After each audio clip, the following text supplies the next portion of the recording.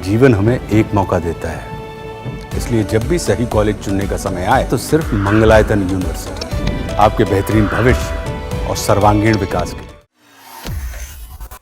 संभल में 24 नवंबर 2024 को हुई हिंसा के मामले में संभल के सांसद जियाउर रहमान बर्क बुरे फंस चुके हैं। एसआईटी ने 1100 पन्नों की चार्जशीट दाखिल की है।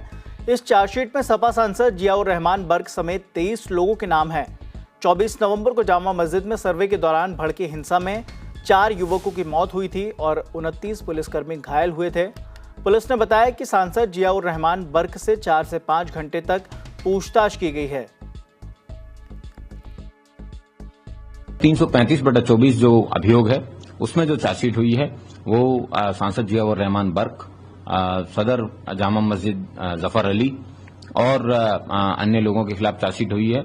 और एक नामजद अभियुक्त जिनका नाम सोहेल इकबाल था, उनको पुलिस के द्वारा एक्सोनरेट भी किया गया है क्योंकि उनके खिलाफ कोई भी साक्ष्य नहीं मिले हैं। सांसद और जफर अली और अन्य के खिलाफ बखूबी साक्ष्य पाए जाने के बाद पुलिस ने चार्जशीट किया है।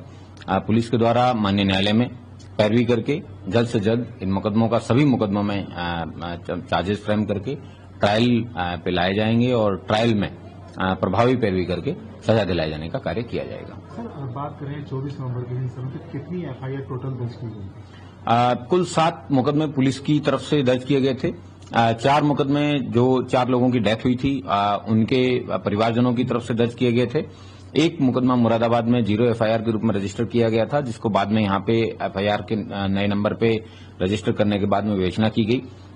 सभी केसेस के अंदर पुलिस के द्वारा तमाम साक्ष्य, जिसमें बैलिस्टिक रिपोर्ट है, मेडिको लीगल एक्सपर्ट ओपिनियन है, उसके अलावा जो वेपन्स की जितनी भी रिपोर्ट्स हैं और जो लोगों की डेथ हुई थी उनकी पोस्टमार्टम रिपोर्ट्स हैं, उन सभी को एनालिसिस करते हुए अभियोजन से एक्सपर्ट ओपिनियन लेते हुए राय के आधार पे माननीय न्यायालय में सारी चार्जशीटें वो दाखिल की जा चुकी हैं और विद इन 6 मंथ्स इन सभी केसेस के अंदर पुलिस के द्वारा सजा कराए जाने के प्रभावी पैरवी की जाएगी। सर, एसआईटी ने सपा सांसद से पूछताछ की थी, क्या रोल सामने आया पूरे मामले में? सभी केसेस के अंदर एक एसआईटी बनाई गई थी। उस एसआईटी में एक डिप्टी एसपी, एक एडिशनल एसपी थे और उसके अलावा 12 सभी केसेस के अंदर हर एक के अंदर एक अलग अलग इंस्पेक्टर स्तर का आईओ बनाया गया था। इनमें जो ये 335/24 है, इसमें डिटेल्ड पूछताछ है वो सांसद जियाउर रहमान बर्क से की गई थी। इसमें एक निश्चित तिथि है वो उनके द्वारा निर्धारित की गई थी। उसमें उनसे विभिन्न प्रकार के सवाल है वो 4-5 घंटे तक किए गए थे। उसके अलावा टेक्निकल एविडेंसेज हैं वो पुलिस ने पूर्व में कलेक्ट किए गए थे, जिसमें सीडीआर एनालिसिस है, आईपीडीआर एनालिसिस है, व्हाट्सएप कॉल्स हैं और उनसे अलावा इतर जो अन्य लोग पकड़े गए थे उनके जो व्हाट्सएप ग्रुप्स हैं उसमें विभिन्न प्रकार की संलिप्तता है।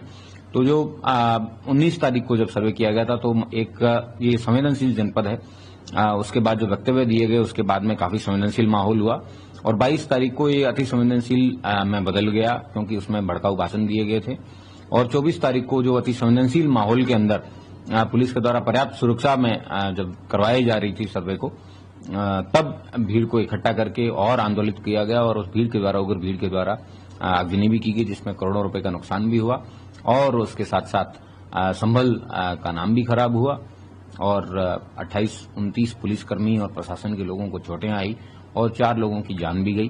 तो एक बड़ा ही अनफॉर्चुनेट इंसिडेंट था, लेकिन पुलिस के द्वारा सभी केसेस के अंदर प्रॉपर तरीके से इन्वेस्टिगेशन करके मेरिट के आधार पे, जिसमें कई लोगों को पुलिस ने साक्ष्य नहीं पाए जाने पे फ्री भी किया है, जो ये दर्शाता है कि पुलिस के द्वारा जो भी इन्वेस्टिगेशन है वो मेरिट पे किए गए हैं और मैं उम्मीद करता हूं कि जल्दी इसमें प्रभावी पैरवी करके सजा दिलाई जाएगी।